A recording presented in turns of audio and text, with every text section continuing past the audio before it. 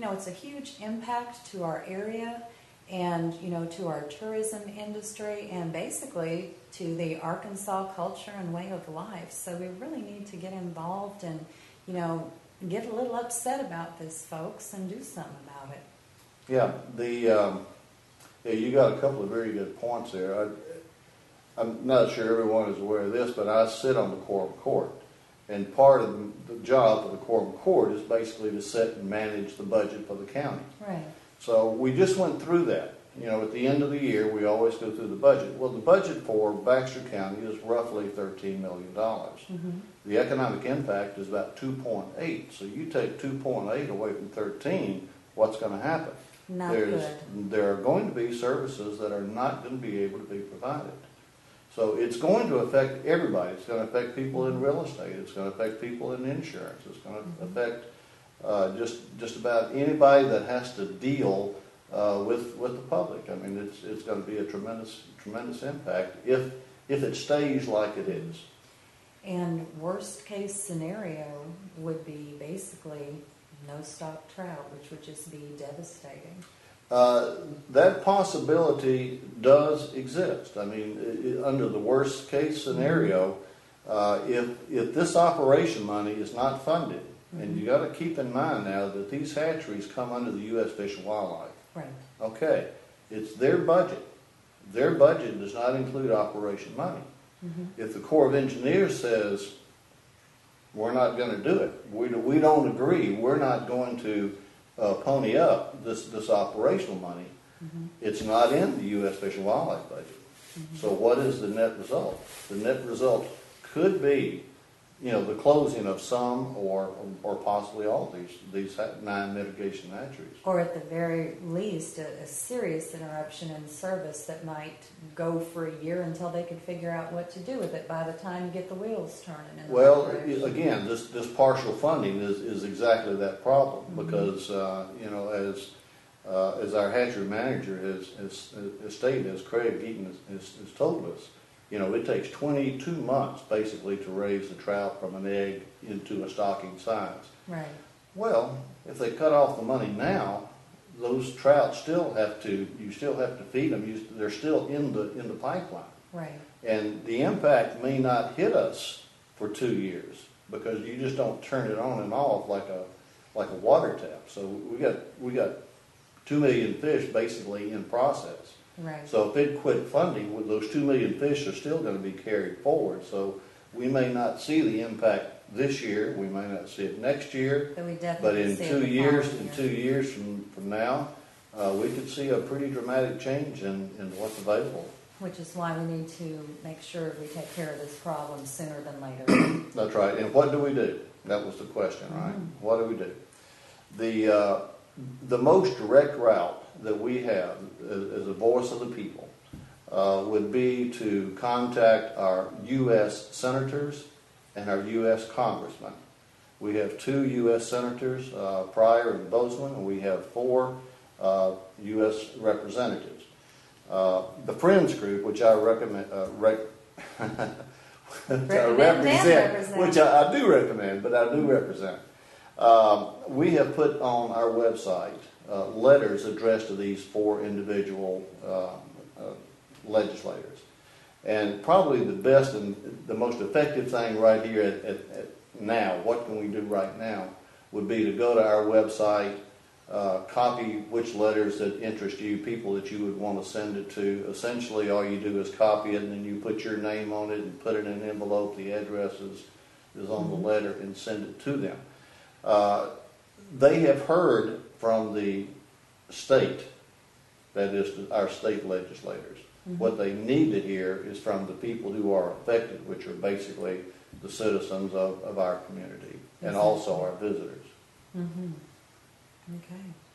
And we do have links to the Friends of the North Fork National Fish Hatchery. We've got a link to that, to their website.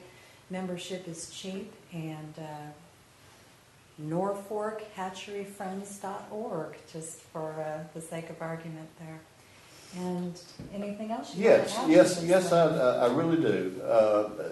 The other thing that you can do to help, I'm talking about as far as individual, what can you do to help? That is the Friends of the North Fork National Fish Hatchery. We were established about 4 years ago.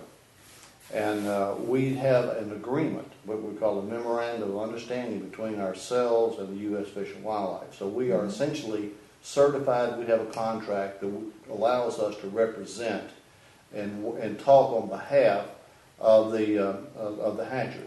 Right. So, excuse me. So what does that mean? Well, numbers speak. Numbers have influence. Now, we currently are one of the largest friends group in the United States. We have about 200 members and about 200 memberships and about 300 individuals. Mm-hmm. So it's a pretty good sized organization. But one of the best things that you can do, I mean, this effort that we're putting forth to get the word out and to solicit support and so forth, it is going to be some cost. There are some costs involved. And sending people to Washington to speak on our behalf, etc. Yeah, we are essentially a lobby group. Mm-hmm. That is something that we do. Now, we have a lot of other projects, which I'd like to mention a few of them here in a minute, but numbers count.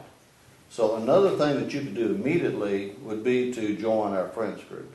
And the memberships are on the website that you can go to. But it would be a big, big help in order to kind of reinforce our numbers mm-hmm. so that our voice is even louder than what it is now. Okay. And if I may, I don't want to leave the impression that we are simply lobbyists in terms of our Friends group. We do an awful lot in terms of promoting basically the visitations here and the improvements in and around the hatchery. We're sitting in a visitor center. Now the hatchery was nice enough, had this building available, and so we were able to come in and modernize it and put in the exhibits, and we're still underway. We've got a pavilion in the back that's going to be suitable for kids' outings and so forth. We have just spent last year roughly between ourselves and Arkansas Game and Fish and U.S. Fish and Wildlife about $150,000 on the boardwalk, a new boardwalk for Dry Run Creek, along with habitat improvement, bank restoration. I mean, it's really a very, very special place. It's won several awards.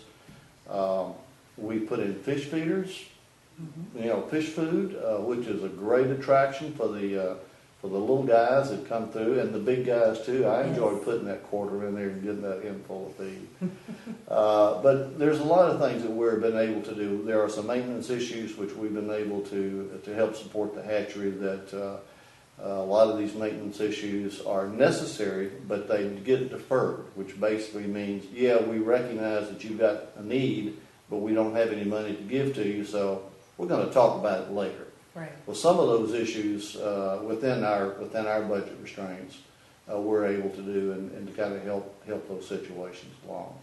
So there's a lot of activities. The other thing that we do too, and we've got this coming up, is the Kids Fishing Derby. Right. And that's comes around the first weekend. It's the free fishing weekend in June. Mm-hmm. And we have about 200 kids and about 200 adults. And everybody gets a prize. Everybody gets a hot dog.